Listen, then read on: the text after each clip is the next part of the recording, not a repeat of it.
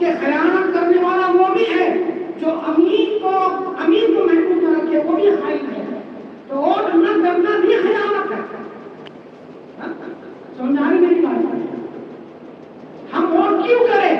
اس لیے کہ ہمارے لیے کوئی امین آ جائے، اور جو خیانت کرنے والا ہو وہ شکست پاس کا شکار ہو جائے.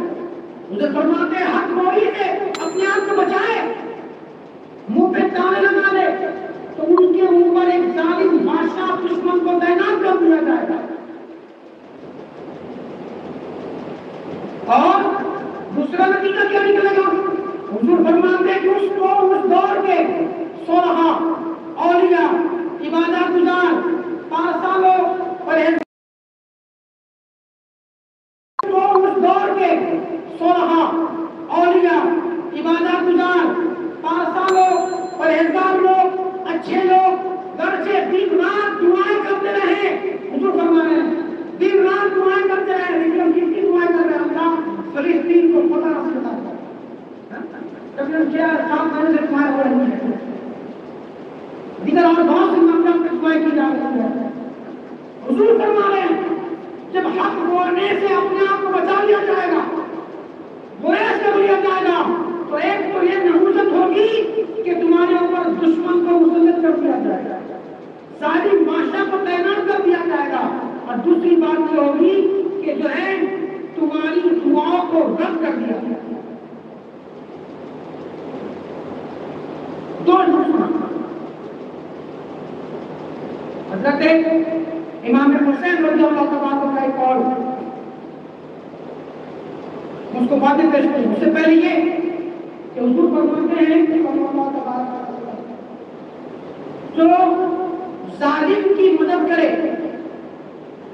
اور یہ کھل کے اگر بولوں تو اگر یہ کہ ایک قوم کو ٹارگٹ کیا جا رہا ہے، ان کے منصوبوں کو آپ سمجھ سکتے ہیں کہ اگر پھر سے فتح ہو گئی تو ان کے منصوبے کتنے خطرناک ہیں کہ ابھی وہ بس سفر سرے اختلاف نہیں ہے، پھر بھی ان کی گولی یہ ہے کہ یہ بھگوڑے ہیں، ان کی گولی یہ ہے کہ یہ دیش دروہی ہے، ان کی گولی ایک قوم کے تعلق سے اتنی زہریلی ہے مگر اس میں کوئی کاروائی نہیں. ابھی چند دن پہلے ہم نے ایک کلپ سنی، اس پر مہاراشٹر کے ایک نیتا نے کہا کہ تمہاری گاڑیاں جلا دی جائے گی، تمہاری گاڑیاں جلا دی جائے گی. اتنی کہنے کی ضرورت کہاں سے آئی؟ اور پھر یہاں کی حکومت اس پر آپریشن کیوں نہیں لیتی؟ یہاں کی حکومت ان پر آواز کیوں نہیں اٹھاتی؟ جب ہمارے ایک مولوی صاحب نے، ہمارے ایک مفتی نے اس لیے ایک قوم کو کہہ کر کہ ہماری حالت ان سے بھی بدتر ہو گئی، تب ان کے اوپر ایسی کیس لگا دی گئی کہ آج تک ضمانت نہ ہوئی، اور آج ایک قوم کو نشانہ بنا کر ان کی گاڑیوں کے ساتھ مذاق کیا جا رہا ہے، ان کی گاڑیوں کو جلانے کی بات کی جا رہی ہے، ان کو کسی غیر ملک میں بھیجنے کی بات کی جا رہی ہے، مگر حکومت آج بھی خاموش ہے، یا کا قانون آج بھی خاموش ہے. کیا مطلب اس سے ہے کہ آج نہ جاگے تو پھر تمہاری حالت اور بھی ہونے والی ہے، تمہارے حالات اور بگڑنے والے ہیں کہ تم جب خیانت کرو گے اس خیانت کا بدلہ تمہیں دیا جائے. اور پھر میں کہوں کہ ووٹنگ نہ کرنا بھی خیانت ہے. جو مسلمانوں کے حق میں بہتر ہو اس کو ووٹ کرو، اور سے برے مت کرو کہ ہم نہیں جائیں گے، ہم کو کیا کسی کو ووٹ دینے کی نہیں، ٹھیک نہیں ہے. تم یہاں خیانت کر رہے ہو، سفارش نہیں کر رہے ہو. اللہ رب العزت تو کرم فرما، وہ چاہے تو چند لمحوں میں، چند لمحوں سے بھی کم تک وقت میں حالات بدل سکتا ہے، مگر اللہ نے اسباب پیدا کیے، اللہ نے راستے پیدا کروانے ہیں. اللہ ان اسباب کے تحت، ان اسباب کے ماتحت لوگوں سے کام کرواتا ہے. تو کون اچھا ہے وہ ہم نہیں سمجھ سکتے، اللہ کی طرف سے جو بہتر ہوگا وہ ہوگا. اور غلامی کا تصور ذہن سے نکال دیجیے کہ جب قوم غلام ہو جاتی ہے تو حکمران غلام ہو جاتا ہے. یہ غلامی کا تصور ذہن سے نکال دیجیے. بہت سالوں تک قومیں، بڑی بڑی قومیں غلام رہی ہے، اور غلامی کی زنجیروں کے باندھ کر بیڑیوں کی طرح جکڑی رہی ہے. اس غلامی سے وہ 100 سال سے زائد باہر نہیں نکل سکے.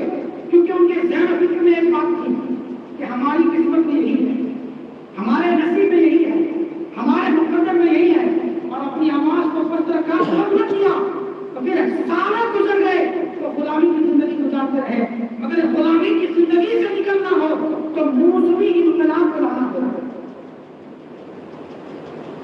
ارے حق کو بلند کرنا ہوگا، حق کے پرچم کو بلند کرنا ہوگا، یا جو حق کے ساتھ ہو اس کو آگے بڑھانا ہوگا۔ حضور صلی اللہ علیہ وسلم نے مسلم شریف کے اندر یہ حدیث مصطفیٰ کریم صلی اللہ علیہ وسلم کی مبارک حدیث کو نقل کیا گیا کہ جو قوم کسی ظالم کی معاملت کرتی ہے، معاملت سے مطلب صرف اور ڈالنا نہیں ہے، صرف اس گھر سے اس کی ذہن میں شامل ہو گیا، صرف اس گھر سے اس کے بینر لگا دیا، صرف اس گھر سے اس کے آفس میں لا کے بیٹھ دیا کہ صرف میں منہ دکھانے کے لیے جا رہا ہوں، اس حدیث کے تحت وہ بھی ظالم کی معاملت کر رہے ہیں۔ اور حضور فرماتے ہیں کہ جو ظالم کی معاملت کرے اس کی بقا کے لیے، حضور فرماتے ہیں کہ وہ جہنمی ہے۔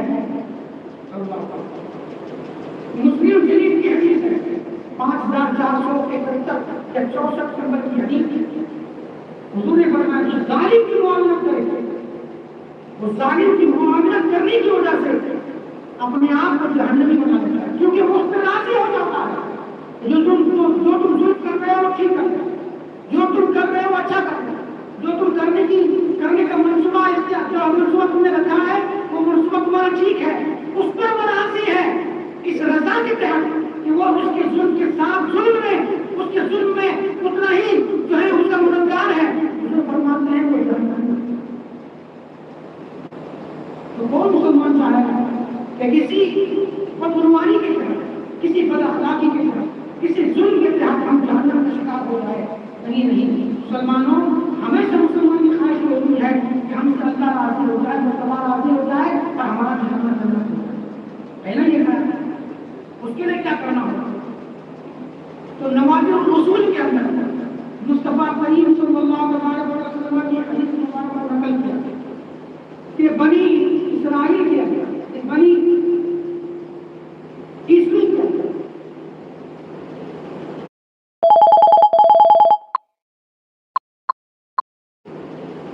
حضرت عیسیٰ علیہ السلام کے دور میں، نصارہ کے دور میں، حضور فرماتے ہیں کہ اس دور میں 72 فرقے ہو گئے۔ بولو جتنے لوگ نہیں بولو گا کہ سمجھ میں آیا، سب لوگوں نے بات سمجھا، سب کو گھروں سے بچے نہیں پڑھوں سے بچہ اور یہ عنوان اسی لیے کیا ہے تأمرون بالمعروف وتنہون عن المنکر، اچھائی کا حکم دو اور برائی سے روکو، حق بیان کرو، اور جو حق بیان نہیں کرے گا تو حق بیانی کی موجود کی ہوگی کہ ظالم اور دشمن کو تمہارے پر مسلط کر دیا جائے گا اور دعا کو مسترد کر دیا جائے گا۔ اسے فرماتے ہیں 72 فرقے ہو گئے، کتنے ہو گئے؟ 72۔ ان 72 میں سے اللہ نے 3 فرقوں کو نجات دے دی۔ کتنے کو؟ بولو 3 فرقوں کو نجات۔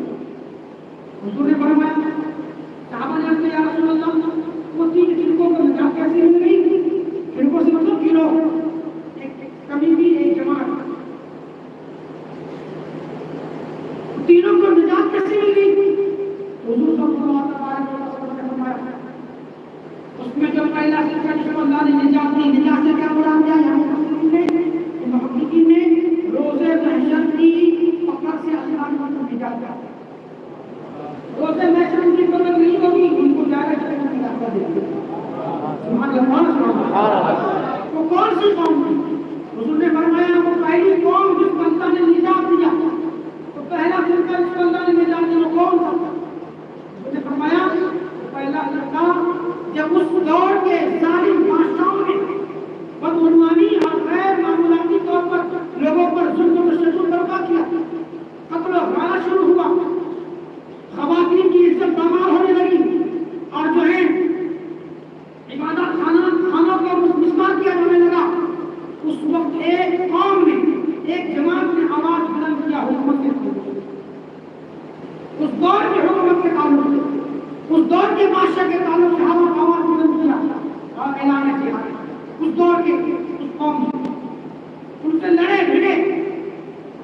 حضور فرماتے ہیں کیونکہ ان کی تعداد تھوڑی تھی، کم تھے، وہ ظالم بادشاہ نے ان تمام کو شہید کر دیا۔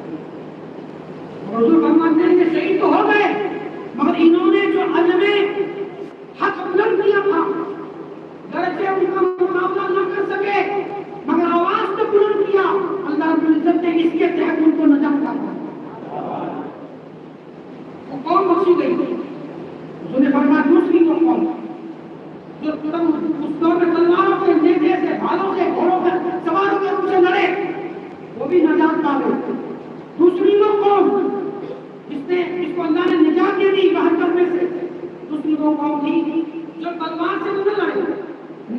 भाले पर्चों से नहीं लड़े, घोड़ों पर सवार होकर जिहाद तो नहीं किया, मगर हक बोल बोल कर, सच्चाई बयान कर कर कर लोगों को आगाह किया कि ये जालिम है, ये जुल्म, ये इसके साथ रहोगे तो जुल्म के शिकार हो जाओगे, और उसकी जो है नफरतों के मामला लोगों ने उजागर किए।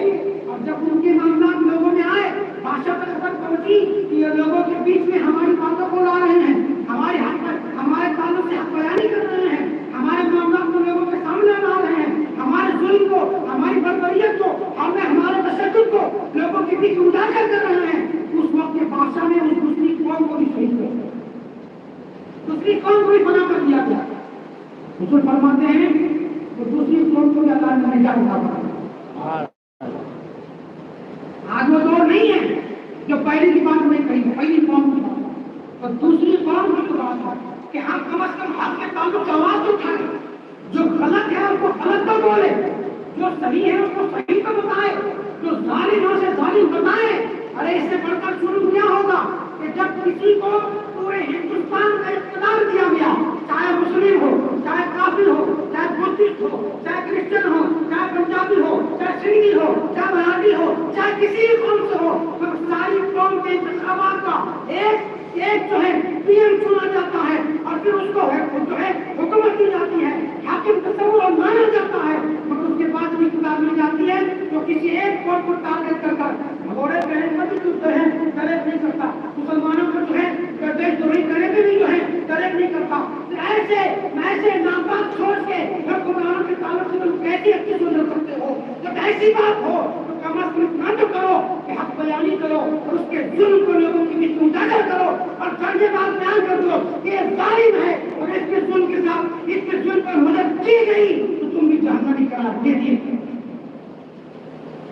कि उसके जुल्म पर मदद करना और करना, उसकी मदद करना है, और उसके जुल्म के साथ उसके बराबर के शिरकत का तुम्हें जो है माना जाएगा कि तुम उसके जुल्म के साथ बराबर के शरीक हो रहे हो, इसलिए जो है तुम्हें भी जालिम करार दिया जाएगा।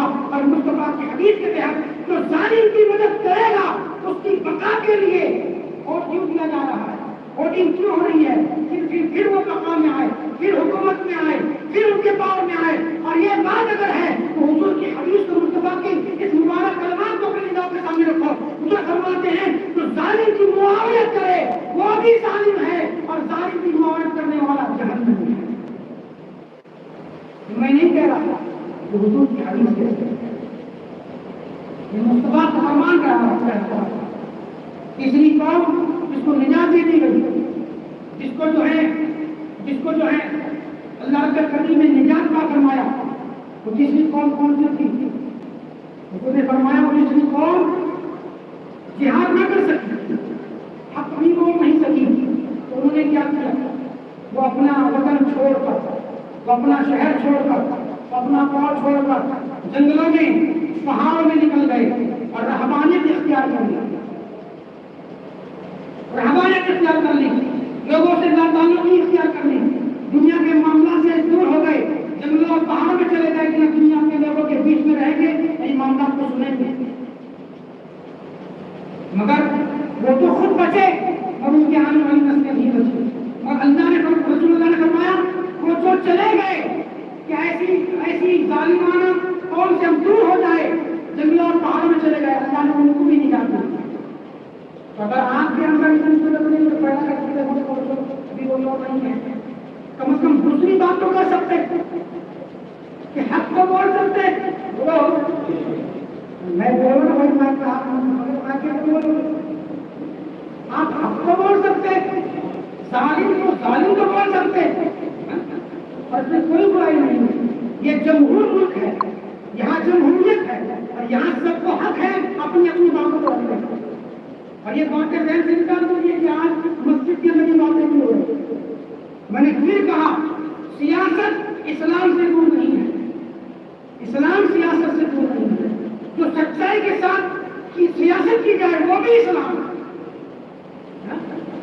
फिर कहूँ अगर किसी की जहन में बात आती है तो मस्जिद के अंदर ये बातें क्यों हो रही है, फिर मैं कहूँ मुस्तफा करीम के सुलह हुदैबिया के मौके से क्या किया, ये तो सियासत ही तो थी।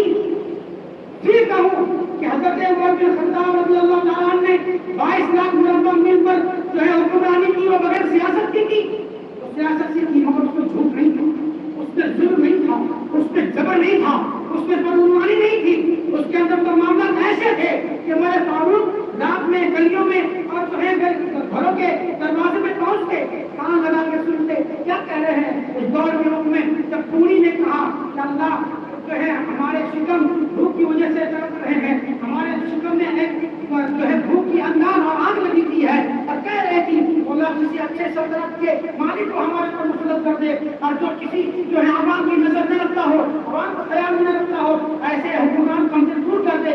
عمر فاروق نے سنا، آنکھوں میں آنسو آ گئے، حضرت واپس لوٹے ہیں، بیت المال سے مان لیا اور اپنے پیٹ پر ماں کو سوار کر کر جو ہے اس پوری کے دروازے پر رکھا۔ پوری نے کہا اے آنے والے شخص، اللہ تیرا بھلا کرے، اللہ تجھے جو ہے اس کا اجر دے، اور میں دعا کرتی ہوں کہ تو اس حکومت کا تو بادشاہ ہو جائے، عمر نہ رہے، عمر نہ ہو، تو بادشاہ ہو جائے۔ عمر فاروق نے کہا تھا اے میری پوری خاتون سن لے، عمر کوئی اور نہیں، عمر تو نہیں ہوئی۔ یہ تو اسلام کا سنایا دو رہا ہے کہ غریبوں کو ڈھونڈ ڈھونڈ کر ان کی مدد کی ہے، یا تو غریبوں کے حق کو مارا جا رہا ہے، یا تو ظلم و بربریت کے ساتھ جب کوئی دور سے آنے والا آتا ہے تو غریبوں کے جھوپڑوں کو چھپانے کے لیے جو ہے دیواریں چڑھائی دی جاتی ہے کہ غریب ملک کو غریبی اس کی غریبی نہ دکھائی جائے۔ مگر میں کہتا ہوں کہ غریبی یہاں کی غریبی ایسی ہے کہ اگر یہ غریب ہاتھ اٹھا کر تمہارے حق میں دعا کر دے تو اللہ تمہاری بھی آنکھ کا سوال دے، اور جس کی آنکھ جو دعا کر رہا ہے اس کی آنکھ کا سوال۔ کیسے مسلمان ہو؟ اگر کچھ نہیں کر سکتے تو کم از کم حق بیانی تو کرو، اور ہم جیسے لوگوں کی یہ کام ہے، فریضہ ہے کہ کسی خوف کو خاطر میں نہ لا کر، کسی ڈر کو اپنے ذہن میں نہ بسا کر حق بیانی کرو، اس لیے کہ اگر روز محشر پوچھ لیا گیا کہ تم نے ظالم کے بارے میں لوگوں کو آگاہ کیوں نہ کیا، اگر ظلم کے بارے میں پوچھ لیا گیا تم نے ظلم کی معاملت کرنے والے کو روکا کیوں نہیں، تو پھر تمہارے پاس اس کی کچھ جواب نہیں ہوگا۔ اور اللہ کی بارگاہ میں شرمسار ہونے سے اچھا ہے کہ آج اگر تم مسجد میں بات کر رہے ہو اور تم کوئی برا کہتا ہے تو کہو، ہم اللہ کی بارگاہ میں سرخرو ہو جائیں گے انشاءاللہ کہ ہم نے لوگوں کو بتایا تھا کہ یہ ظالم ہے، اس کی معاونت نہ کی جائے، اور جو اس کے خلاف جو مسلمانوں کے اپنے اچھا ہو، کوئی ہندوستان کے اپنے جو اچھا ہو اس کی معاونت کرو، اس کی مدد کرو، کیونکہ اور امانت بھی ہے، اور سفارش بھی ہے، اور عدالت بھی ہے۔ تمہاری عدالت تمہارا فیصلہ کرے گی ووٹ کس کو دینا ہے۔ اگر تمہاری عدالت میں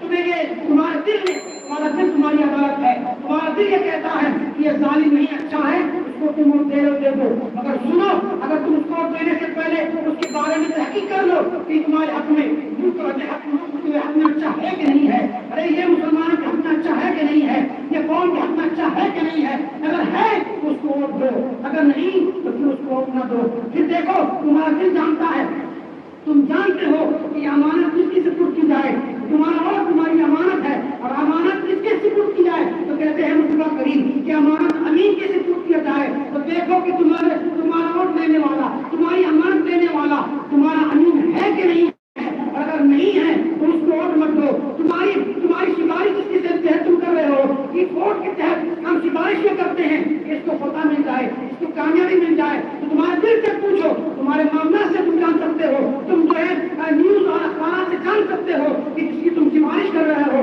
وہ تمہاری سفارش کے لائق ہے کہ نہیں ہے، اور اگر اچھا جانتے ہو اس کی سفارش کرو، سفارش کے تحت اور دو، اگر نہیں تو پھر اس کی سفارش نہ کرو۔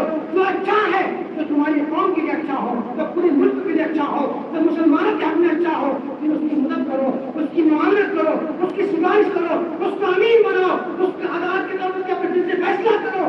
یقیناً ایسا معاملہ رہا تو پھر آنے والے دور اچھے دور ہوں گے، اچھا معاملہ ہوگا، تمہارے حق میں بہتر ہوگا۔ کہ رسول اللہ صلی اللہ علیہ وسلم فرماتے ہیں جب کوئی انسان کسی ظلم کے تحت آواز اٹھاتا ہے کہ اس کی آواز پورے ملک میں نہیں پھیلے گی، جو ایک قوم تک پھیل رہی ہے، چاہے چند لوگوں تک پھیل رہی ہے، چاہے پورے قوم کا اثر پڑے نہ پڑے، اللہ رب العالمین مسلمانوں سے محشر سے بات فرمائے کم از کم تمہارا تو بھلا ہو جائے گا، تمہارا تو اچھا ہو جائے گا۔ اور پھر اگر کوئی یہ کہتا ہے کہ یہاں سے ایسی باتیں کیوں کہی جا رہی ہے، آخری 2-3 منٹ ہے کہ اس سے بات کہہ دوں ہے، یہ باتیں تو بہت سی ذہن میں ہیں، مگر وقت اور حالات اتنے نہیں، وقت اتنا نہیں کہ گنجائش کی جائے، تمام واقعات اور حالات میں قریب کے تمام حدیثوں کو سنایا جائے۔ اگر بھی آخری بات کر کے تو حضور کے نواسے ہیں، ارے اس سے بڑھ کر اور کیا بادشاہی ہوگی، اور کون سا تخت ہوگا کہ اس عظیم بندے کو یہ کہا جا رہا ہو کہ حسین منی وانا من الحسین، حسین مجھ سے اور میں حسین کی ہوں۔ اے رسول اللہ، جس کو اپنے سے کہے، جس کو اپنا کہے، اس سے بہتر کون سی بادشاہی ہوگی، اس سے بہتر کون سی بادشاہی ہوگی، اس سے بہتر کون سا تخت ہوگا۔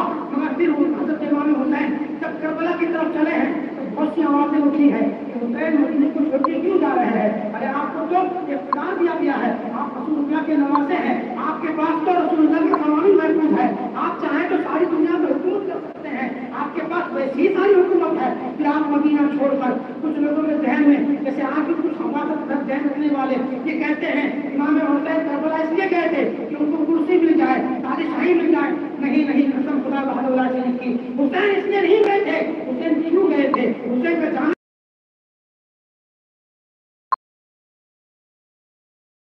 کیوں گئے تھے؟ حسین کا جانا کیوں تھا؟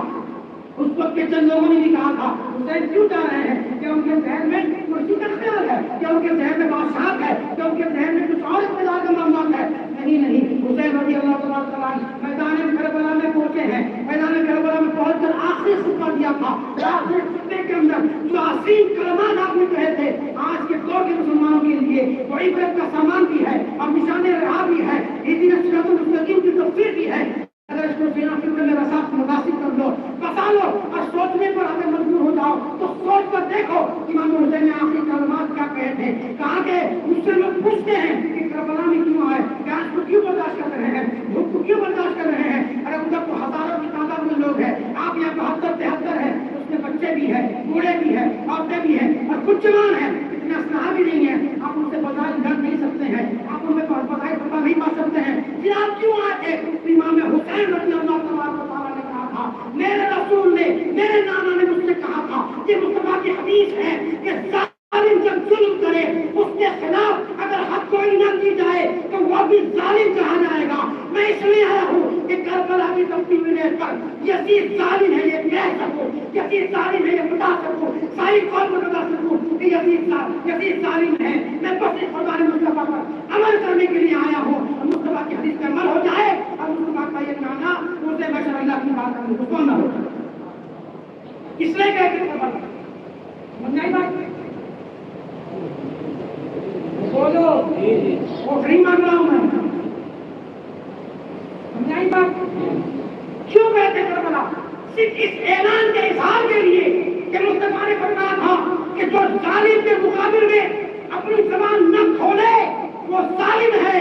تو کربلا میں آپ نے یہ نہیں سوچا کہ میرا چھوٹا علی اصغر 3 مہینے کا قربان ہو جائے گا، سفید گھر و سامان ہو جائیں گے، ہم قتل کر دیے جائیں گے، ہمارے سروں کو ہمارے گھر سے الگ کر دیا جائے گا، اس کی فکر نہ کی۔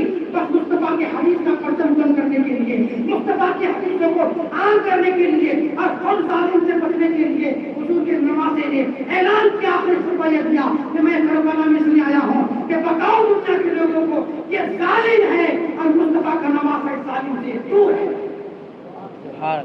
اس اعلان کے لیے آیا ہوں۔ مصطفیٰ کے عظیم نواسے کا بھی اعلان اور ان کا عمل بھی حدیث مصطفیٰ کہتے ہیں کہ ظالموں کی مدد نہ کی جائے، ظالموں کی معاونت نہ کی جائے، ظالموں کے ساتھ بیٹھک نہ کیا جائے، کہ جو ظالموں کے ساتھ ہوگا وہ بھی ظالم ہوگا اور ظالم کا ٹھکانہ جہنم۔ تو 1000 بار سوچ کر صاف لفظوں میں کہوں گا میں کہ اگر آپ چاہتے ہیں کہ آپ پر کوئی دشمن تعینات نہ ہو تو ظالم کا آشرا مسلط نہ ہو جائے اور آپ اللہ کے قریب کی بارگاہ میں دشمن ہو تو آپ کو چاہیے کہ آپ ووٹ کریں، یہ آپ کی امانت ہے، سفارش ہے، عدالت ہے، آپ ووٹ کریں، ضرور کریں اور اس کو کریں جو آپ کے حق میں اچھا ہے۔ سمجھ رہے ہیں؟ اور اس کی تفصیل بہت ہے کہ کیوں یہ موضوع ہے، کیوں یہ بات اٹھائی، یہ بات کہنے کی ضرورت کیوں پیش آئی۔ سارے معاملات آپ کے سامنے ہیں، چونکہ کہیں کی بات نہیں ہے، ایک قوم سے ٹارگیٹ ہے آج ان کے بھاشنوں میں یہ واضح طور پر ان کا نام مسلم قوم کا نام لے کر ہمارے خلاف جو ہے اظہار ہوتا جا رہا ہے، اور اس کے باوجود بھی جو ہے مسلمانوں کے آتے ہیں تو پھر ہمارے خلاف کا جو ہے اللہ ہی معاف ہے۔ مگر پھر بھی جو راستہ ہمیں مصطفیٰ نے دکھایا ہے اس راستے کو، اس باتوں کو اپنے ذرا فکر میں رکھیں اور اللہ کو عزت سے مدد چاہتے رہیں انشاءاللہ اللہ مدد فرمائے گا. باتیں بہت سی ہیں انشاءاللہ وقت رہا کسی وقت انشاءاللہ کسی دن اس کے بعد اس بات کو آگے بڑھائیں گے. اور گزارش کرتا ہوں کہ اپنے حق کو ضائع نہ کریں. ووٹ دینا اپنا حق ہے, اس حق کو ضائع نہ کرے, حق اپنا حق پورا کرے. اور جو ظلم کے مقابلے میں آپ کا ایک ووٹ یہ ہے کہ ظلم کے مقابلے میں ہمارا ایک ووٹ ہے. یہ بات میں کسی پولیٹیشین نے مجھے ہزار نوٹ نہیں دیا کہ میرے پاس ابھی مجھ سے ملا نہیں, یہ بات کہہ رہا ہوں. الحمدللہ میں ایسی مصطفیٰ کی حدیث کے تحت یہ بات کر رہا ہوں. یہ بات میں ایسی حضور کی حدیث کو نظروں میں رکھ کے کہہ رہا ہوں کہ جو نواز صاحب مصطفیٰ نے کہا تھا کربلا کے میدان میں, آج امام احمد رضا مسجد میں یہ بات کہی جا رہی ہے کہ ظالم کو ظالم کہا جائے گا, جو بھی ظالم ہم اس ظلم کو عام کیا بتایا جائے گا. ظلم کا اعلان اس مسجد سے ہوا الحمدللہ. ہم یہ کہتے ہیں الحمدللہ کہ ہم نے مصطفیٰ کی حدیث کو عمل کرنے کا موقع ملا. اللہ رب العالمین ہم تمام کو عطا فرمائے, سننے سنانے کو اللہ علیہ وسلم فرمائے, ایمان کا مطلب فرمائے, ایمان کو فرمائے.